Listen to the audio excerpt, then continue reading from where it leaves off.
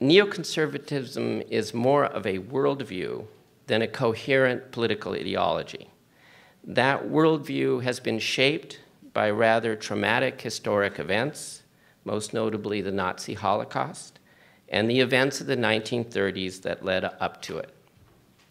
Of course, the Great Depression and pervasive anti-Semitism at the time were important causes.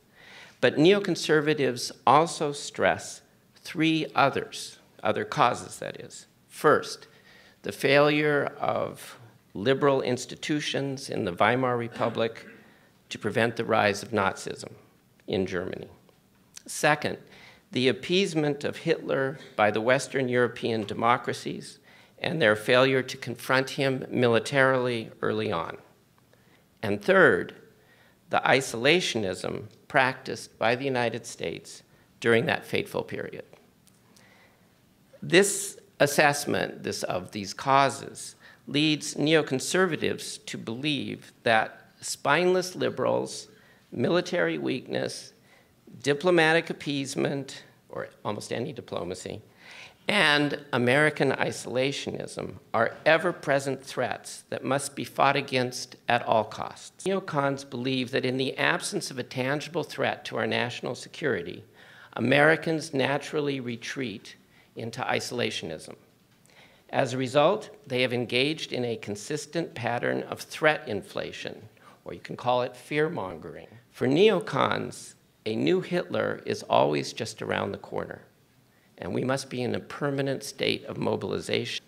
In their Manichaean world, neocons see the US as the ultimate white hat, or as Elliott Abrams, who's Podhoritz's son-in-law and was also George W. Bush's top Middle East aide, once put it, the United States is the greatest force for good among the nations of the earth. The defense of Israel has been a central pillar of the neoconservative worldview from the outset. Israel is also seen as morally exceptional, due in major part to the fact that its birth as an independent state was made possible by the terrible legacy of the Holocaust and the guilt it provoked, particularly in the West. Moreover, its depiction in the media since 1967 as both a staunch US ally, which is questionable, and a lonely outpost of democracy and Western civilization besieged by hostile, if not barbaric, neighbors, has contributed to this notion of moral superiority. They believe that both the US and Israel are morally exceptional.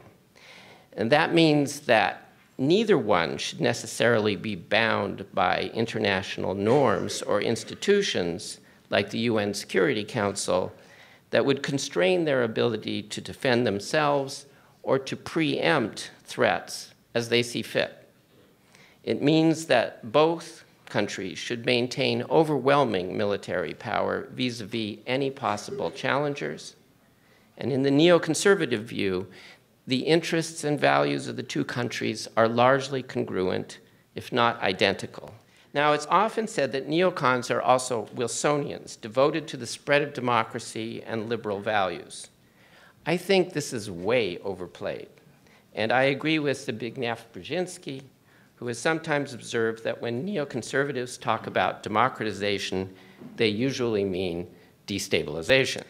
Indeed, most neocons have historically always had a soft spot for what they used to refer to as friendly authoritarians. In any event, their record over the past 40 years suggests that their devotion to democracy depends entirely on the circumstances.